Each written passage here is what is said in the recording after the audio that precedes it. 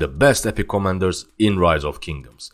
Let's go! What's going on, my beautiful governors? Welcome to a new Rise of Kingdoms video. Today we are going to talk about the best commanders in the game. After we made this video right here, many subscribers told me to do something similar for epic commanders. If you guys ask for something, I do my best to create the best possible content for you. And some of these commanders are specifically amazing in early game, but some of them are still has a great use even in the late game, even in the Season of Conquest. This list doesn't go from worst to best, so number 5 is not worse than number 1. All these commanders are still really good, especially my fellow free-to-plays and low spenders. And the first commander in the list is Osman. This guy doesn't have any type of defense whatsoever, but his single target damage is actually crazy. In his primary skill, he deals 1.1k damage, but that's not it. If you take a look at his third skill, he deals direct damage factor 400 after using an active skill.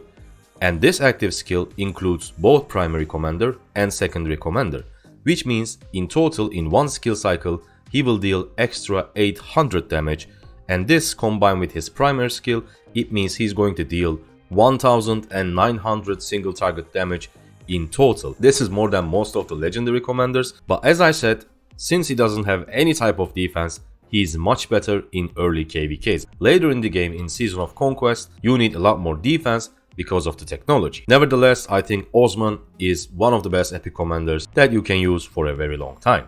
The second commander in the list is Scipio. I will admit that this commander is not the most versatile one, but this commander has one specific pair that's amazing, which is Charles Martel paired with Scipio. This pair is basically free-to-play version or a mini version of Charles Herald.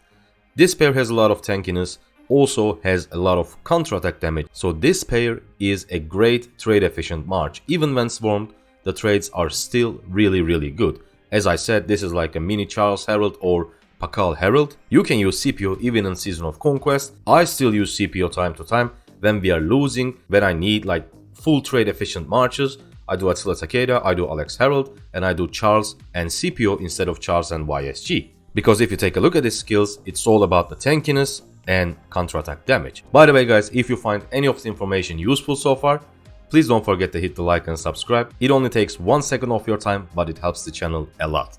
Thank you. And next we have our purple legendary commander. You all know him, Sun Tzu. He's basically a legendary commander with a purple background. This commander has AoE damage. He has some type of tankiness with 10% infantry health plus 10% damage taken reduction. Also, he has the increased skill damage. So this is actually a great commander. I love Sun Tzu. I've used him a lot. I still use him time to time. He's not only great at open field or canyon, he's also usable as a garrison commander in the early game. He is so versatile, so strong. Trust me, you won't regret it, and you will utilize him for a very long time. At number 4, we have another amazing epic commander, and it is Joan of Arc. Even in the late game, 95% of players still uses her. She's a must-have in your canyon lineup. Pair her with a 5511 Constantine, an amazing full support march. She can also be used as a secondary to your low investment Richard, as a tanky / support march. Most people still uses Joan of Arc instead of Mulan, who is a legendary commander. Plus, she is the best gathering commander in Rise of Kingdoms in my opinion. I always send Joan of Arc to Alliance Pit to gather my gold. Last but not least, we have Belisarius. Super fast, super mobile commander. Use him to kill farmers. Use him to pick up runes as fast as possible when you need them. Plus, he's a great commander as an arc carrier in Ark of Osiris. He doesn't have the best damage, he doesn't have the best defense, but he has his own use with his super high mobility, as I said, especially to kill farmers during KVK if you want to. Here is a bonus commander, Bjorn. I haven't included him in the list because I haven't used him, but on paper, if you take a look at his skills, he actually looks really good. So if you have any experience with Bjorn, if you used him, please tell us if he's good or not, if he's worth investing. I count on you guys to provide the information about Bjorn.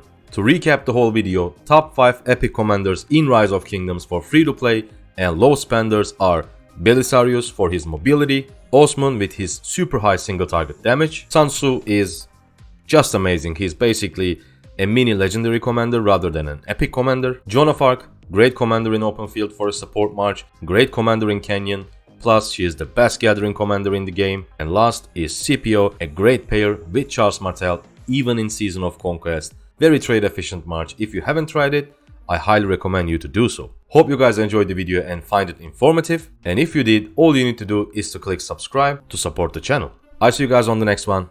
Bye.